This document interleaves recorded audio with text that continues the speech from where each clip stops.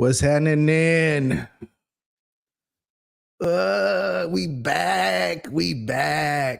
That's what's up. Welcome to Smoke, Drink, Vibe Podcast. I'm your host, Life Coach Jay Hughes. Oh, it's been a minute. Today is a good day, though. Start of new beginnings.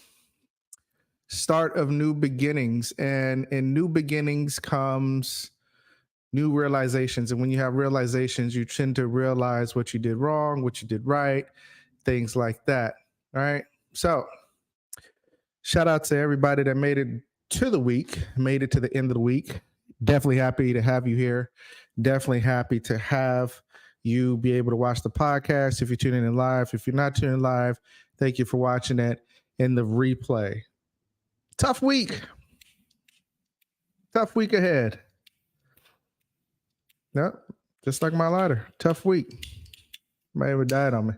Anyway, did y'all hear about this new Louisiana law that just passed that says now it's mandatory that you have to have the 10 Commandments in all school settings, and all the way down to kindergarten, even college?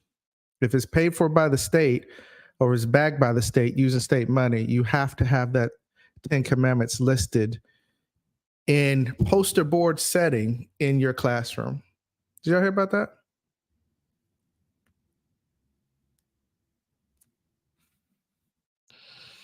That's terrible. That's a terrible law.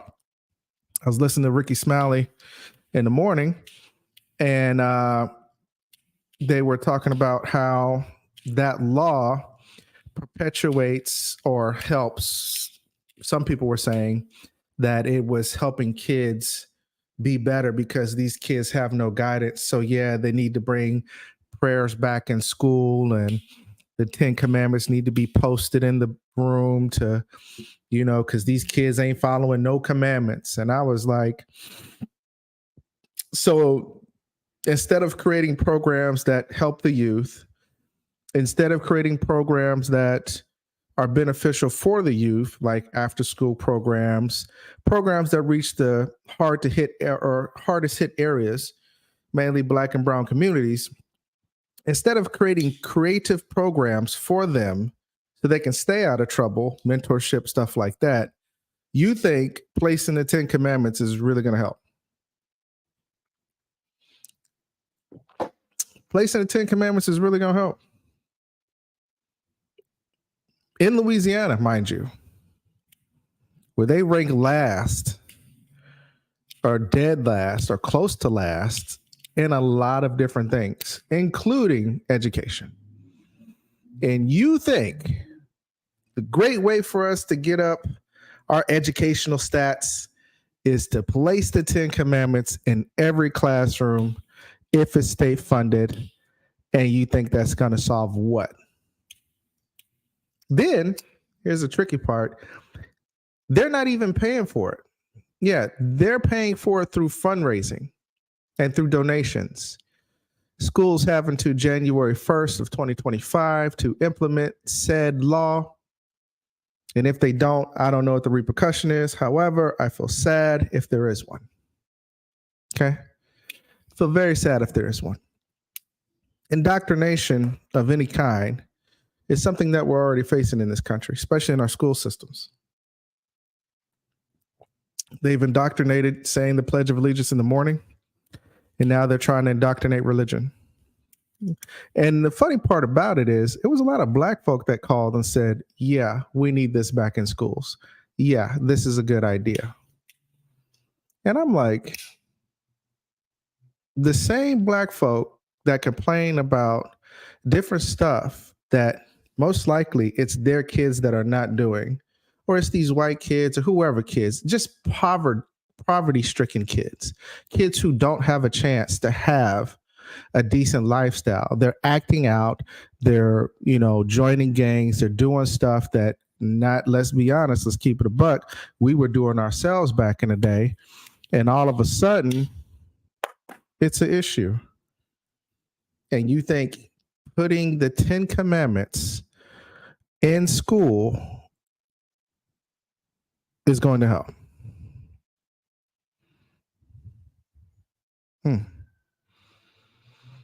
Nothing about testing, nothing about this, nothing about that.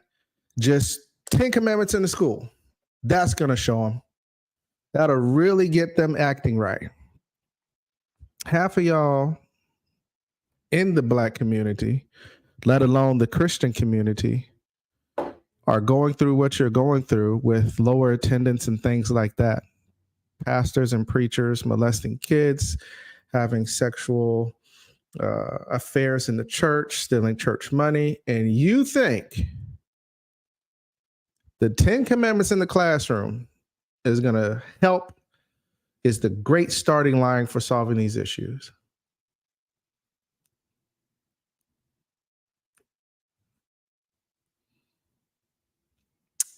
Wow. With that kind of thinking in Louisiana, no wonder you're last, or in the top 5 of being last.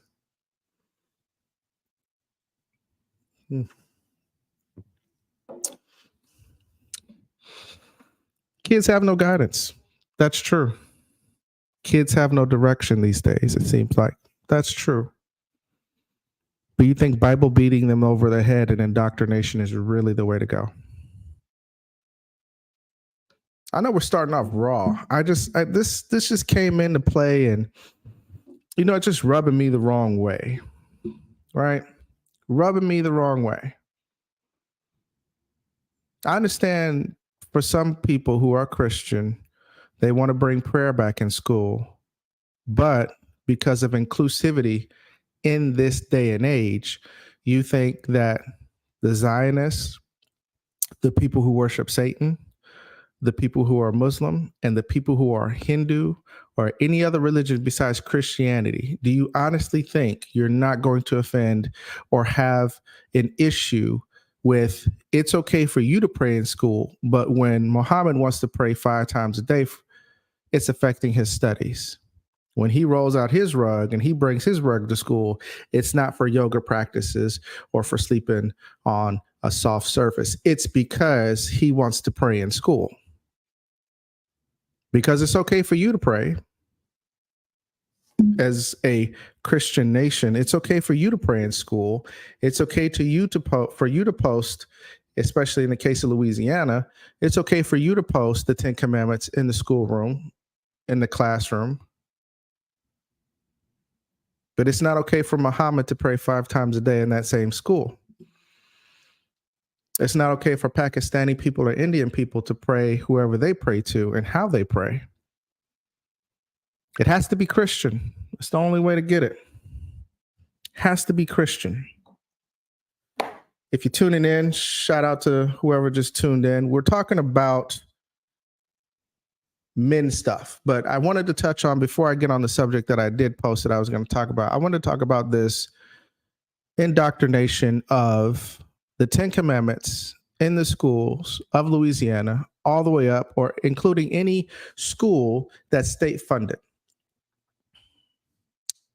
They're going to put the big size poster, 10 commandments. What up, Calvin? They're going to put the big size poster of the 10 commandments in each classroom. All right. And this is not indoctrination. This is not the separation of the freedom of religion. This is a form of control. What do you think?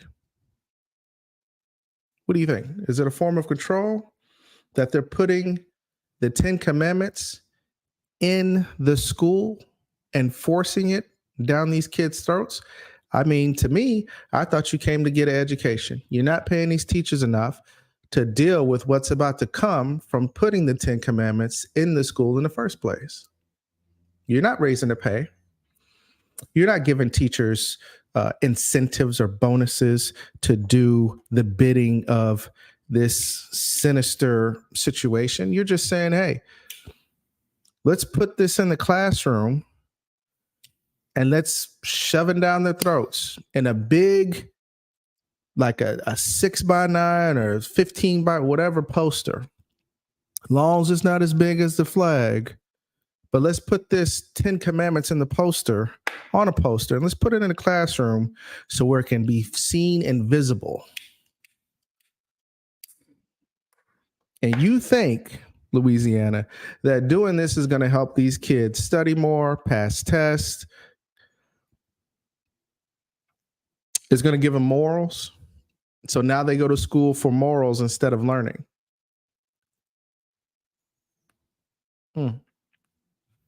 Interesting. Interesting. It's one thing to say you have freedom of religion, but it's another thing to say you have freedom of religion so long as that religion is Christianity.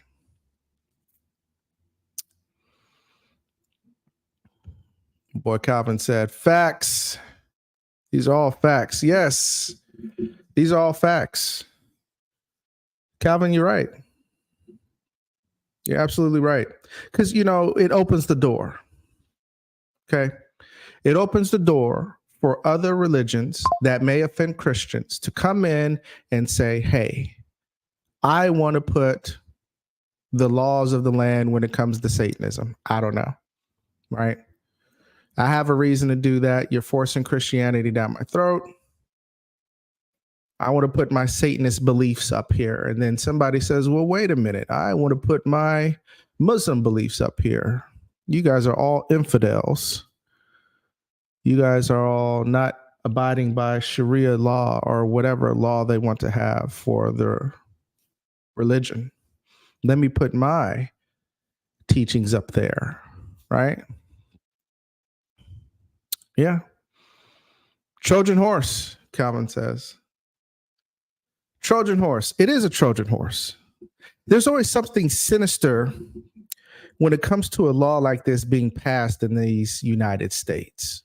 History tells us that nothing good is going to come from this law.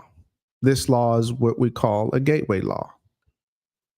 A law that allows for other stuff to be snuck in while being played on your religious beliefs and faiths.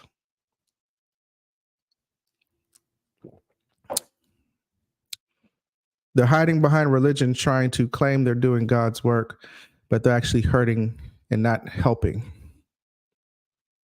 As a Christian myself, I don't agree with this law. I don't agree with indoctrination of any kind, although we've been indoctrinated of our own kind as African Americans when we came to this country with the book you may call the Bible. But I don't agree with indoctrinating kids as a simple way of trying to fight the indoctrination that the right wing is feeling like the liberals are trying to indoctrinate homosexuality into our kids. This is a pushback. This is a pushback. And Louisiana is a test state for these kind of laws. They're a test state. And when you have these kind of laws on the books and you think that you're helping, but you're not, we all know what you're trying to do. We all know what the agenda is, right? But you got to hit us with something so triggering like your faith and your belief, whether no matter what side of the coin you're on, right? You got to hit us with something so triggering that it just can't be monetized. It can't. I mean, it can be monetized, but it can't be ignored. I mean, right? Can't be ignored. Calvin says, AKA the slave book, the only one that they let us learn from. Yeah, they used it as a reason to justify their hate towards African Americans. You're right. And now we have African Americans who are Christian and so devout in their Christianity that you can't tell them anything different. So it makes you wonder if their forefathers and fathers before them were beaten so much with Christianity that they had to succumb to. Because what did we believe as Black people before we came to this country? What was our God?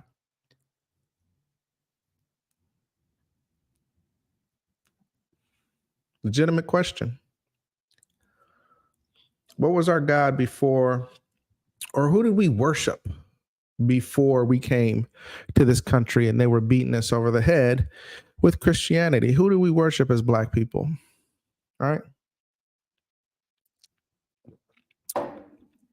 I can tell you it wasn't Yeshua. No shade. I can tell you it wasn't Yeshua.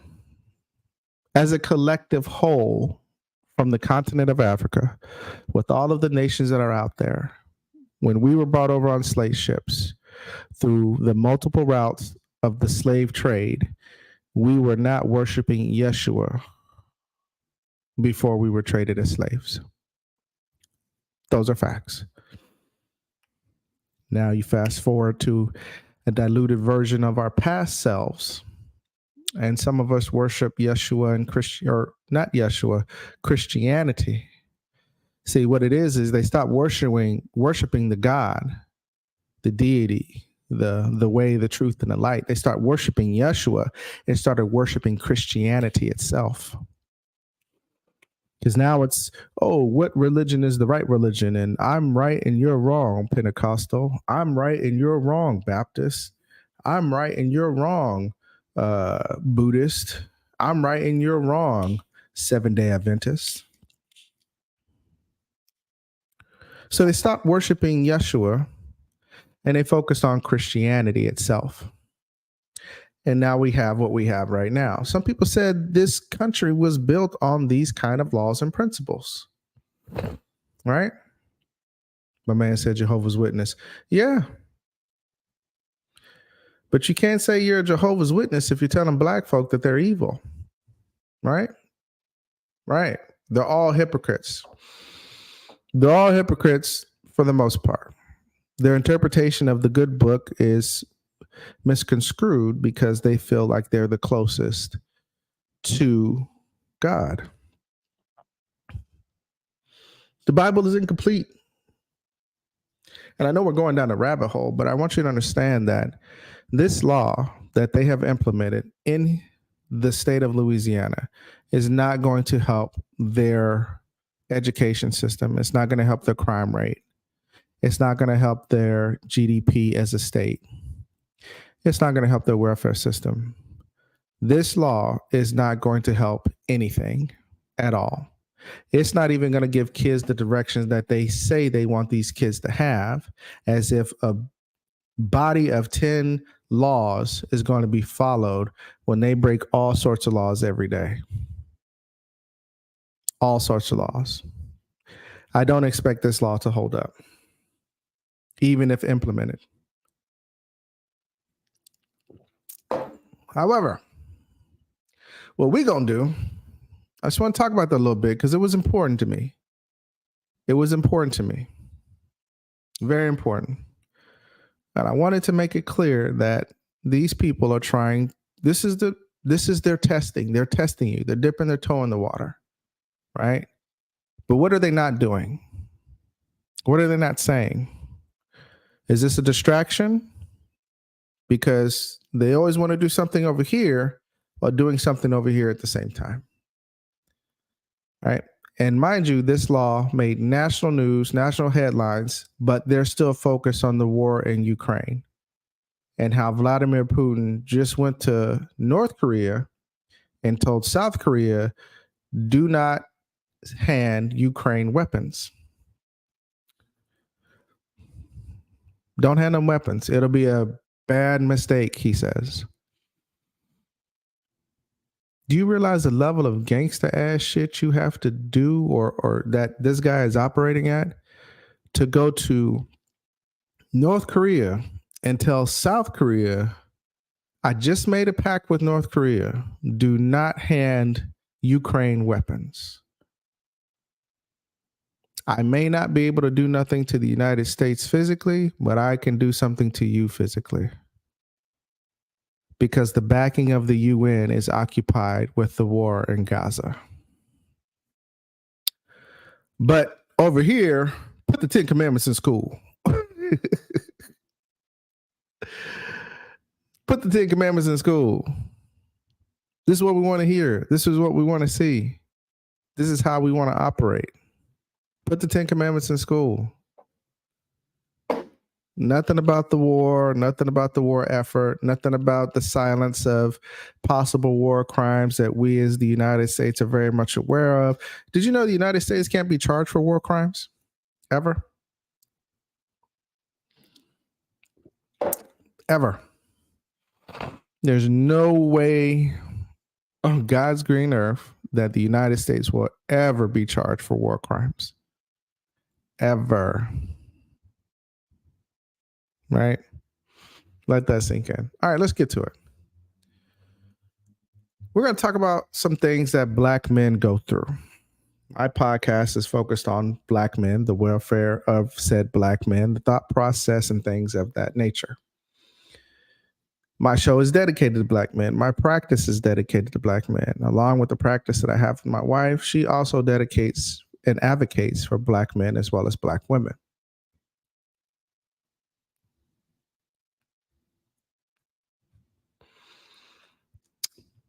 What I can say is that Black men have it rough, as if that's something new. Black men have always had it rough. Black men have had it so rough that it has become the norm to treat the Black guy worse than they treat the Black woman. In my personal opinion, if you go back and look at our podcast, we did Black male privileges, Black woman privileges. And let me tell you, it's some privileges across the board, right? Some sick privileges across the board. However, it's my opinion that the Black man always has it rough. We're going to focus on the fact of dating today, all right? Dating for Black men in today's time. We talked about dating. We talked about a lot of different things if you take a look at my previous podcast. And today we're going to touch on some things, right? We're going to talk about dating. We're going to talk about marriage as it relates to the modern Black man of today. First question. Do Black men deserve to be courted during the dating phase? That's a tough one. That's a tough one. Do Black men deserve to be courted during the dating phase? Do they deserve reciprocity from Black women or women in general, the modern woman, during the dating phase? What do you think? Some people will go so far as to say that a Black man is supposed to do all the chasing and all this, and the woman, especially the Black woman, she doesn't have to do anything. She just has to sit there, look pretty, and show up, right? She doesn't have to show interest. She can show interest. She can half show interest. She can do this and do that. But all she has to do is basically just look pretty and show up. That's literally all she has to do. And the Black man is supposed to put forth and jump through hoops and high jumps and everything else just to show this woman that he is interested in her. He's also not supposed to entertain anybody else. Yeah, he's supposed to basically just be him. Like if he's talking to a female, especially a Black woman, he can't entertain any other Black woman. Even though they're not together, he technically can't entertain any other Black woman. All right. His attention needs to be on her while she has the opportunity and the benefit without recourse or repercussion to entertain other men. But lo and behold, if he entertains another woman and she finds out, even in the dating phase, which they are not together, all right? They're not official. They're not even having sex. But even in the dating phase, if he decides to talk to another woman during that dating phase, he is automatically looked at as the bad guy. Tell me when I'm lying. Tell me when I'm wrong. I'm not saying women don't have it bad. Not saying women don't have it bad.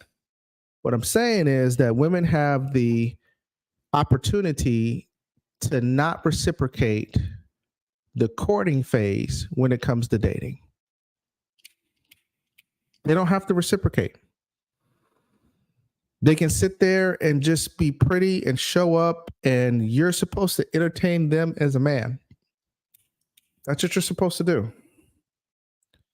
And that's it. So the question is, do black men deserve to be courted during the dating phase? And the answer is hell motherfucking yes. Yes, he deserves to be courted during the dating phase. It's called reciprocity. And I know that's a big word for some of you modern women and some of you modern men who don't understand that you actually deserve to be courted as well during the dating phase. This is an exchange of equal transactions. Like you supposed to show up, black man, she's supposed to show up. Right? Like you're supposed to chase after her, show her that you're interested. She's supposed to do the same thing. Paying for dates, that's a toss up, depending on how you feel. But for the most part, you're supposed to show up. She's supposed to show up. You guys are both supposed to court each other. And that's how it goes. But as black men, do we get that? No, not for the most part. Some of us like me are lucky and we get that. We run up on a woman who's ready to court you just as much as you're ready to court her. She's ready to chase after you just as much as you're ready to chase after her. She's showing interest. She matches your energy. What you put in as far as energy and effort, she equally puts out as far as energy and effort. But finding that is like finding a good deal on a used car sometimes. Right? It's just very rare. So black men do deserve to be courted. Okay? They deserve to be courted. They deserve to be chased. They deserve to have lunch being brought to them or cashed app to them, right? No drizzle, no soft guy era, just normal courting procedures from a woman should include, hey, let me buy you lunch for a change. Lunch is on me. And the best thing about it is with men, it don't take $50. It don't take $100. You send that man $5 to $10 for a Wendy's meal and he'll be satisfied with that. Okay? Because for us, it's the minimum that matters. It's the effort that matters. We want that same effort too that women put out. All right? That women expect to receive. We want that same effort. But we don't get it. We don't get reciprocity. We don't get the opportunity to say, and even verbally say, hey, you gonna take me out this time? I took you out last time, or I took you out the last 2 times. How about the 3rd time you take me out? That's giving soft. That's giving broke. But as a woman, especially a black woman of today, a modern black woman, you're expected to be taken out. And if a guy says, I don't want to take you out, I want to take you here and get to know you, unless that's someplace that's fancy or someplace you may want to go, you're like, that's giving broke. We don't have that opportunity to say that as men. And men of today want to be courted. That's just it. Men of today want to be courted. They want the reciprocity. They want the chase. They want to know that their energy and time and effort is being well spent, especially if you're feeling them. They know there's a possibility that you may be talking to somebody else. They know that. However, at the end of the day, he wants to know that if you're demanding his time, then the reciprocity of you demanding your time, his time, gets him something in return. Whether it's your time, whether it's, a thank you, whether it's acknowledgement, whether it's chasing after him, taking him on a date, buying him lunch for the day, whatever it may be, he needs to know that reciprocity is there during the dating phase. And a lot of modern women do not understand that concept. They've been led to believe that since they are the prize, that they don't have to do anything. There's no such thing as reciprocity coming from a woman, a modern woman of today's time. There's only the accountability that they hold over the man's head about why they are not putting forth the effort and chasing them. It's literally like a woman saying, entertain me. Come on, give me your best. Entertain me. You're slacking off? That's all right. I got 5 to 10, 15 more in my DMs. Doesn't matter.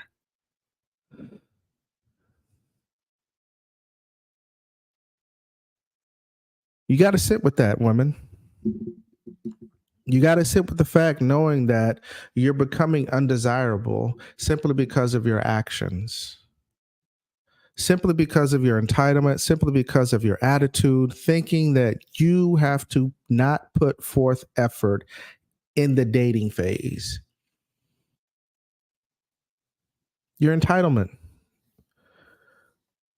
Some of the things that got you in the position that you're in now as a modern woman comes from your thought process of thinking that you just have to sit there and look pretty. You just have to show up because you're the prize.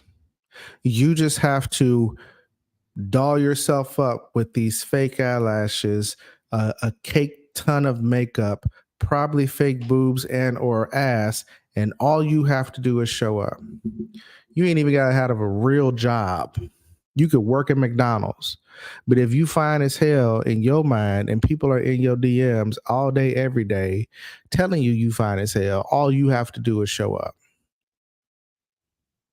But see, when it comes to a real man who is in your presence and he holds you accountable, because that's the real man you say you want, you have problems showing up then. You have problems coming out of your fog of rainbows and sunshine, and the world rises and sets on your ass because a real man is telling you, the same real man that you wanted, that you desired, he actually showed up and he's telling you you're not worth the time that it took to get dressed. Now you salty. Now you salty. Because you're used to giving your love and your time and attention on condition on what the man can do for you. This is just in the dating phase. This is just in the dating phase. You are capable, and nobody says nothing to you as a woman, as a modern woman of today, that you can give your time, attention, and affection only on the basis of what that man can do for you. There's no real reciprocity. And there's no real accountability. So black men say, I want to be courted. I want to be chased. I want to have my lunch paid for sometimes. But we can't say that. We can't say that out loud. Used to be, we can't say it out loud. Now we say it out loud and we don't give a shit. We don't care what the modern woman thinks when we are saying we want reciprocity with our time, with our attention, with our everything else. We don't give a shit.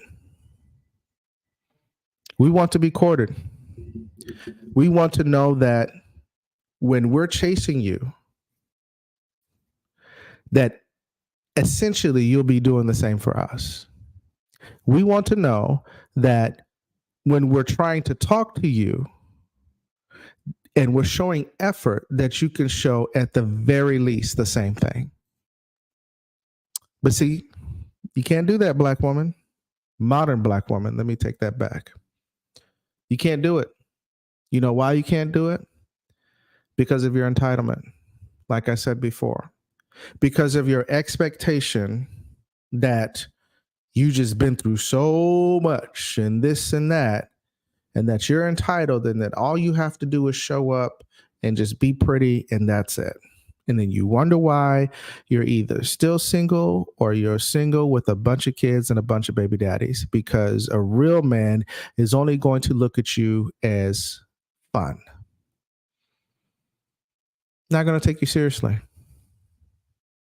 We know as men that when a real woman shows up, or we're in the presence of a real woman, that we are required, without her even saying anything, act accordingly as a real man that we say that we are.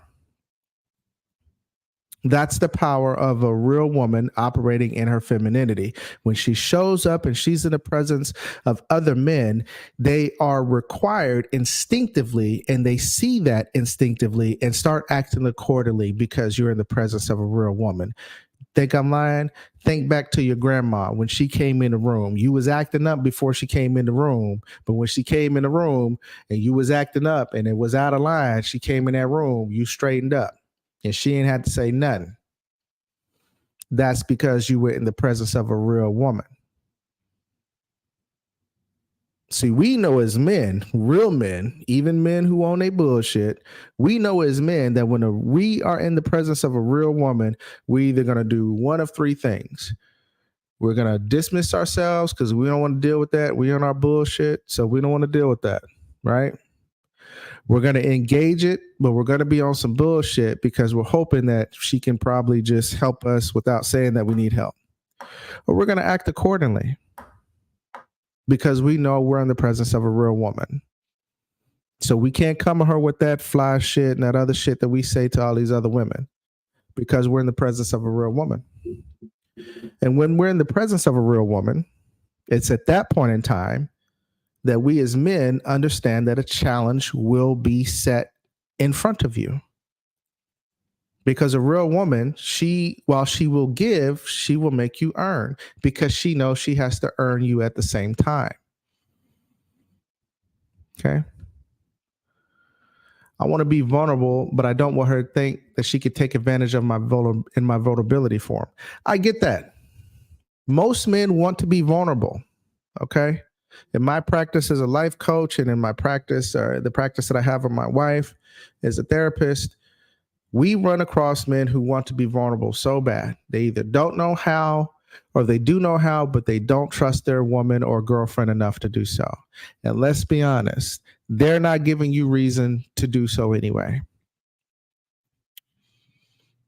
Black man, she's not giving you enough reason for you to let your guard down.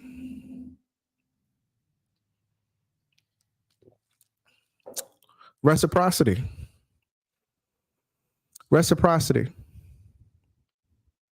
What I can say is make sure that you're giving her enough reason to let her guard down. Make sure you're earning her and allowing her to be vulnerable, creating that space for her to be vulnerable.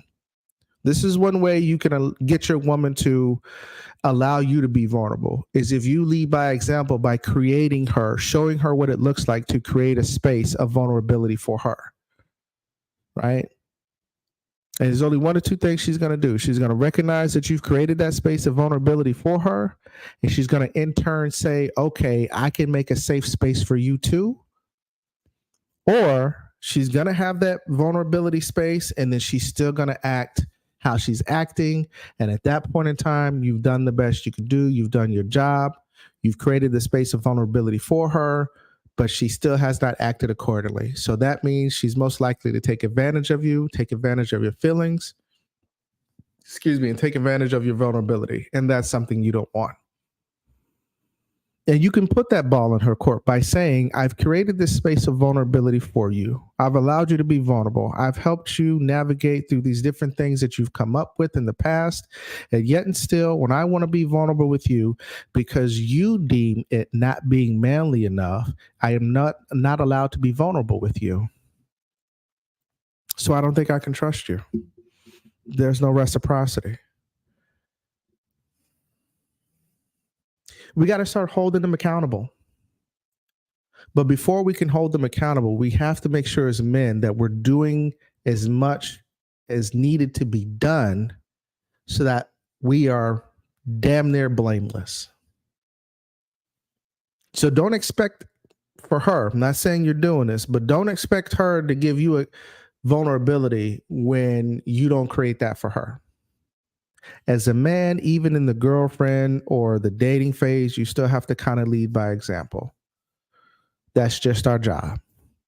What they didn't tell you is that's your job from start to finish, leading by example, especially the deeper you get with the woman. And if you create that vulnerability with her and she doesn't reciprocate, then that's not the woman for you. But at least you know, because you started by showing her, hey, this is what it looks like when somebody creates a safe space for you to be vulnerable. It's at that point in time you can say, I've done what I needed to do. You have still not reciprocated. It's time for me to be out of here.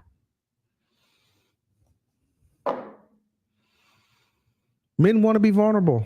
Women, we want to be. Especially in today's time, we want to be. We want to find a woman that will allow us to be vulnerable. It's hard because at the end of the day, we're scared and nervous, and we've seen a lot of reasons or a lot of, real life examples of why, but we're scared or nervous that you're going to use that against us. Let some argument come down the line and the vulnerability that we had with you last month is going to be used as a knife to poke and stab at us because you and your feelings and your emotion. That's why we're not vulnerable with you. You don't create a safe space. We don't feel safe with you. Like you don't feel safe with us. So you'd rather be with a bear that'll tear your face off. We don't feel safe with you. We don't feel safe with you. That's the facts. But we're not blameless. And I just gave you a way of how to be blameless or damn near blameless. Pushback. The way you can be blameless or damn near blameless is make sure you create that space, safe space of vulnerability for her. Create that safe space of vulnerability for her. Give her time to reciprocate. If she doesn't, move on. That's not the person for you. Okay? Not the person for you. All right, next one. Is marriage beneficial to the modern Black man? Shit. Woo, this is tough. This is tough. It's tough because statistically, women across all ethnic groups in this country either start or initiate or go through with divorce statistically more than men do. Okay? Statistically. That means if you marry in this country, there's a 2 in 5, I think 2.5, maybe 3 in 5 chance that you will be divorced and she will initiate the said divorce. Not to mention all of the pressure it is when it comes to being married as a Black man in this country.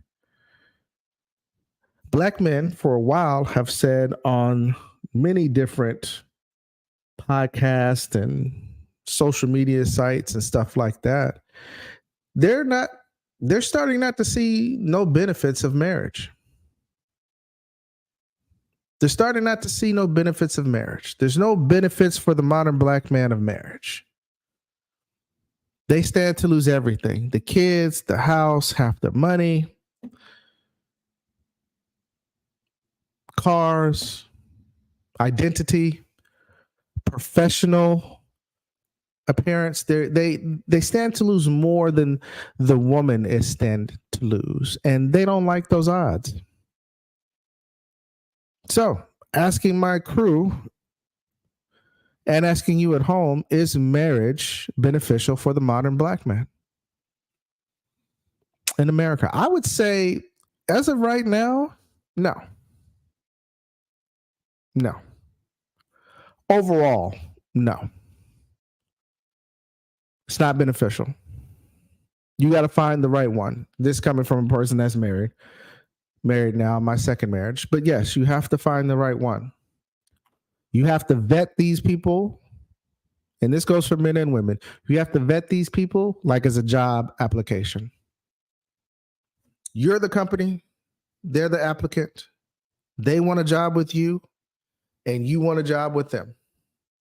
You have to vet these people like they're applying for a job.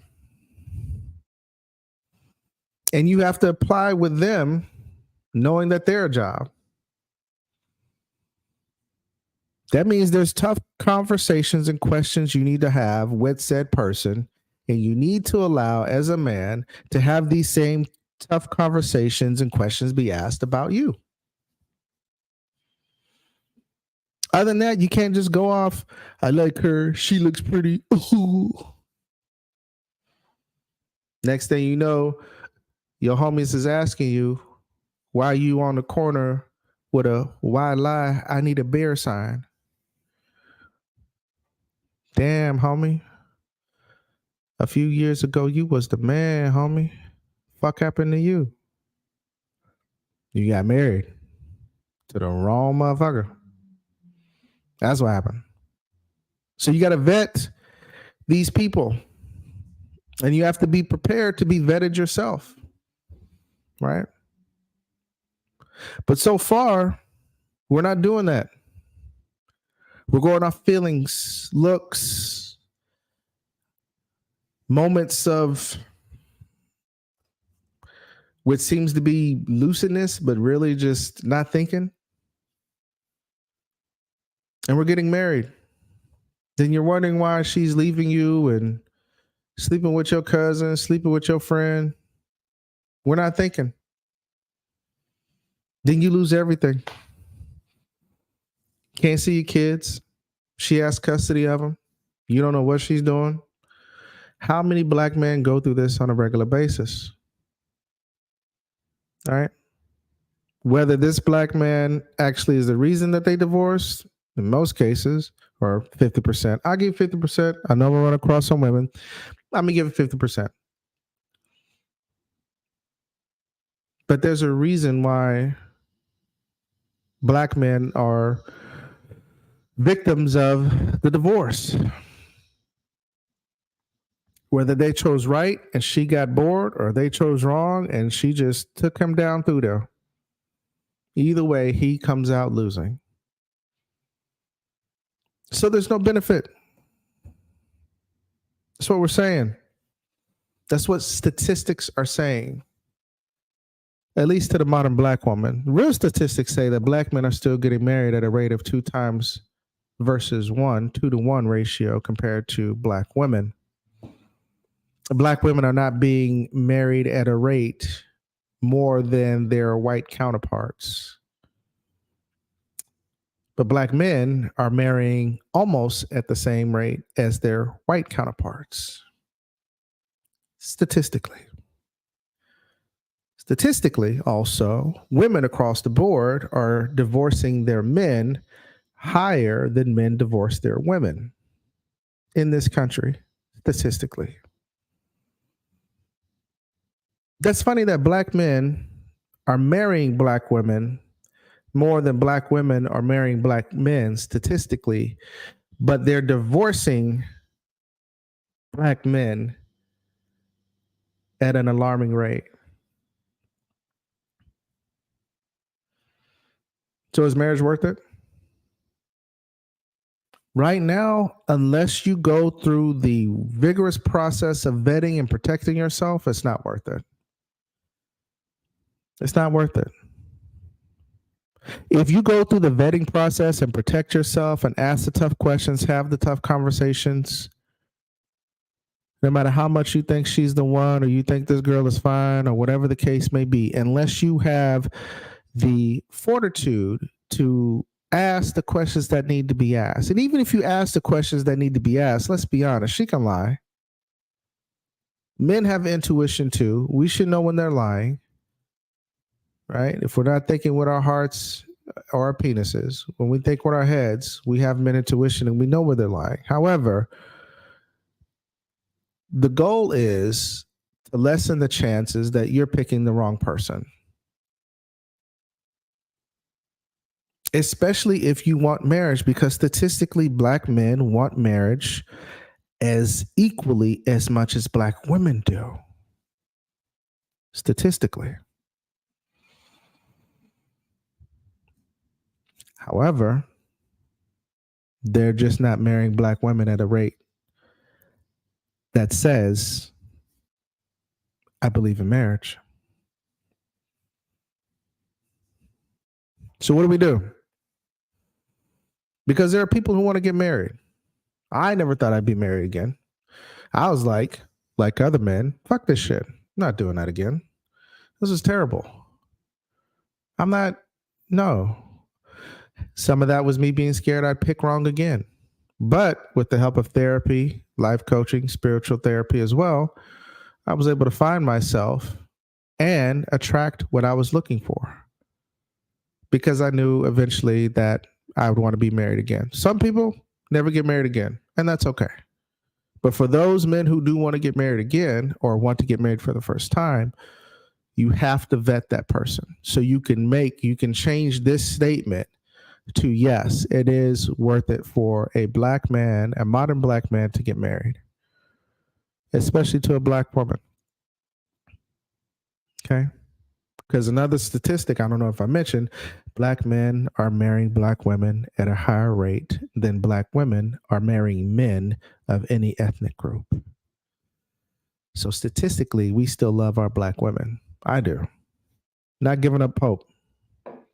You shouldn't either. What you should do, hold them accountable, hold yourself accountable, vet the person that you're trying to be with, and allow them to vet you. It's tough because we all have things that we don't want to deal with and let this other person in on, right? We all have things and quirks about ourselves that we are ashamed to talk about, no matter what phase of the dating and or relationship part we are in. However, we have to do that. We have to do it because at the end of the day, if relationship is your end goal, you might want to have these tough conversations. If relationships that lead to marriage is your end goal, you might want to read the room, engage when it is time to talk about the things that are your issues. You might want to be honest at the beginning and say you have issues. You'd be surprised, black man and black woman, who just literally says, it's okay. I'm pretty sure those issues are not that bad. And if they are, I'm willing to talk about it if you want to talk about it. You'd be surprised who says that. If you tell a woman, girl, I got issues, she gonna laugh because she think you playing. And then she asks you what kind of issues, that means she's still interested and she may want to talk about it at a later date when you feel comfortable. But you got to vet that person. A lot of people have married and dated and impregnated their ambassadors. What does that mean? Their representative, not the real them, right? You met her. Wherever you met her, she presented this person that she wanted you to see, and now she's tied to you for life with a kid, or now you've had a bad experience and she's drug you down through there because you met her representative. Same thing with men. Ladies, you spread your legs and let him shoot up the club for your representative, for that representative. That was not the real him. You just ignored all red flags. But I love him. Yeah. Representatives. Bypass the representatives. Vet the person that you're trying to date or trying to talk to. Be honest and upfront from the beginning. They can't beat you with honesty. They cannot beat you with honesty. Right? I'm not saying display the whole honest package up front. Let the conversation flow. Just as the conversation is flowing, don't give any lies. Give honesty. Let them deal with it. It's not your problem, right? It's not your problem that you give them honesty and they feel how they feel. Who gives a shit? It's not your problem. Give them honesty, right? Give them grace in the honesty. Don't bash the honesty in their face. Give it to them regular honesty, regular conversation. Let them decide, right? Because people love honesty. It may sting. It may be a little bit too real. But what do they always say? Well, at least he was honest. Give them honesty. Give them the real you. A lot of people like the original version of who you are. Give them the real you. You'd be surprised what gets you in the door. All right. Be vulnerable, but don't be vulnerable enough to where they could take advantage of you right off the bat. But give them the real you. Let them know where you stand. Challenge their perception. Challenge their representative. Do what you have to do to protect yourself without compromising your integrity. And if she's not the one, or he's not the one, especially speaking of black men, move aside. Do you realize, black man, that the ratio of men to women is in your favor? Just in this country alone. The ratio of men to women is in your favor in this country alone. And you're worried about, I don't think she like me. If I give her the real me, I don't think she gonna like me. Play the numbers game. You ever wonder how ugly dudes get women? They play the numbers game. They know if they talk to 5 women, 4 of those women are going to be hell no. But it's going to be that one woman that's going to be like, hell yeah, let's go. Because that one woman is going to fall in love with his personality and not his looks. And little does she know that this man is a certified vagina killer. Right? And he done got her in this position and knocked her socks off, and she done saw stars and rainbows, and next thing you know, you looking at him like, how did you get her? What the fuck? Yeah, he played the numbers game. He ugly. He played the numbers game. You don't look ugly, and you not playing the numbers game. You got to be bold. You got to be ready to say, that's not for me. As black men, we don't say that often. That's not for me. She's not for me. Because we sometimes memorize by the head she gave us, or that fat ass, or that sexual position she put you in.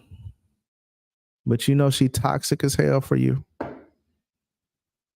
And you don't want to say, that's not for me. Let me stop right now before I shoot up the club and now we got a kid and we tied together for life. No. Couldn't do that, could you? Women do it too. Women do it too. Speaking of black men, though, I want my black men to understand that you deserve reciprocity. You deserve to be courted all throughout the dating and relationship phase. You deserve for a woman to create a safe space for you so you can be vulnerable with her. You deserve to have your lunch paid for every now and then. You deserve the thank yous for the efforts that you put in as a husband or boyfriend to make sure that everything is as smooth as can be.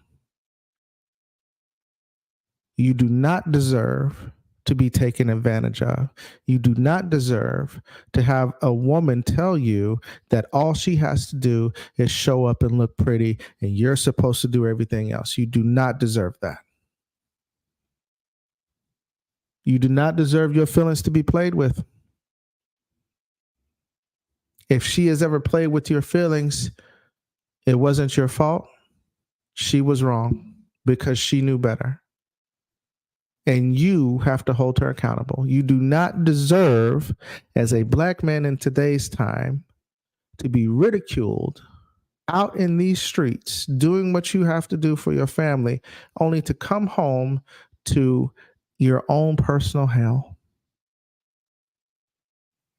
But you're expected to create heaven when you go out there for her, and heaven when you come back in. You do not deserve that.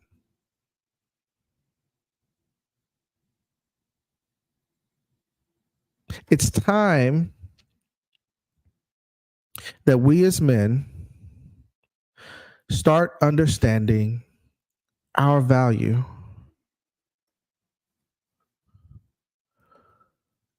We know we are valuable. We're not expendable.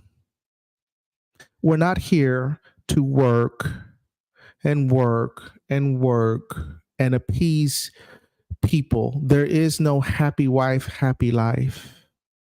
It doesn't exist. It's happy spouse, happy house. If you're in a partnership or a marriage, that's what we teach our clients. We teach our male clients to have a voice, to voice your opinion, to embrace your feelings, to understand that you are just not some tool here to make her happy. You're a black man, and you have to deal with a lot of stuff out here in these streets. On both sides of the coin, black men and black women have to deal with a lot of stuff out here in these streets that we will never understand. However, at the end of the day, the black woman is not expected to be the head of the household or the warrior out here in these streets. You are. But just because you are does not mean that when you come home to your partner, to your wife, to whoever it is, that you still have to fight as if you were out here on these streets. That is something you do not deserve. And it is my personal mission to make black men aware that you don't have to take that. You don't have to take that.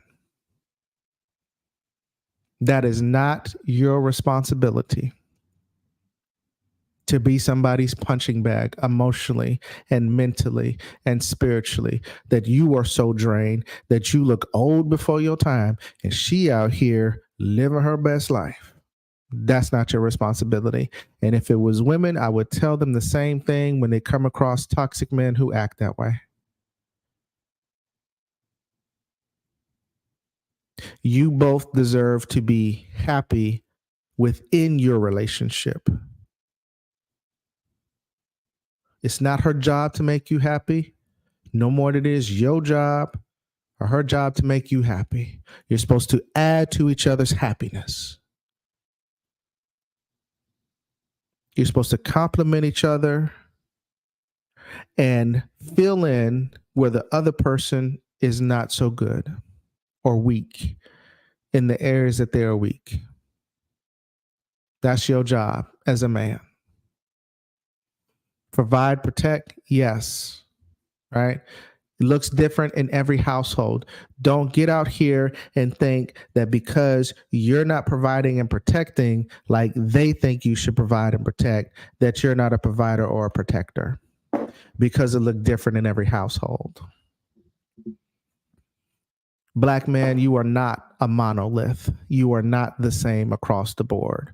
You come in all different shapes and sizes. No Diddy. But you come in all different shapes and sizes. No Diddy. And so that also means your mental health, your mental capacity as well. So wake up. Let's do something different, black man. Let's start demanding reciprocity from these women. Let's start respecting ourselves so they know not to disrespect you, because they only do what you allow. Let's start treating ourselves and not waiting for somebody else to treat us. Let's start living again. Let's start letting go of certain things that don't do us any good, certain people that don't mean us any good, certain habits that are not pushing us forward towards our goals that we have for ourselves. Who says that a black man doesn't deserve to be loved, cared for, admired, appreciated? adored. It's time. It's time. And black man, when you realize that it's time, you do better, starting with yourself. Because statistically, like we said, we know you want marriage. We know you haven't given up on the black woman. I know she's a little feisty right now. But let's start with us. Let's start with us. Let's take a look at what we're doing, what we're not doing, the traumas that we've had, the stuff that we've had to deal with, spoken and unspoken. Let's start getting some help for that.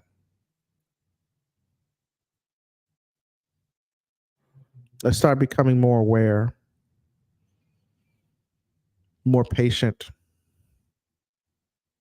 Let's start really embracing who we are and our individuality and our uniqueness. Let's start doing that. Let's start setting examples that we didn't have, some of us didn't have growing up.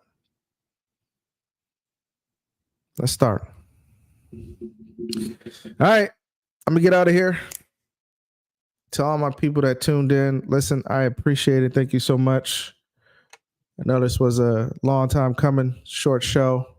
However, back in the saddle, doing it. We're going to have some guests come on. We're going to start interviewing some people. So you definitely need to stay tuned and check us out. A lot of stuff. Anyway, I'm finna get dressed. I'm finna hit these streets. Me and the missus, we finna get out here and hit these streets and come home hella early because we old. I'm out. Peace.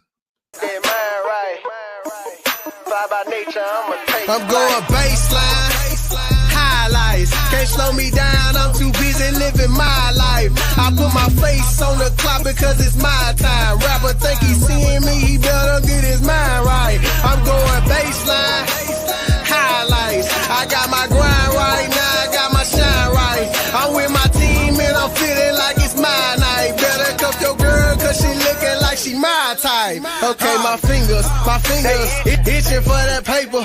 Up before the sunrise, nigga, I can't wait on flavors. Go and hit my knees, say a prayer to my maker.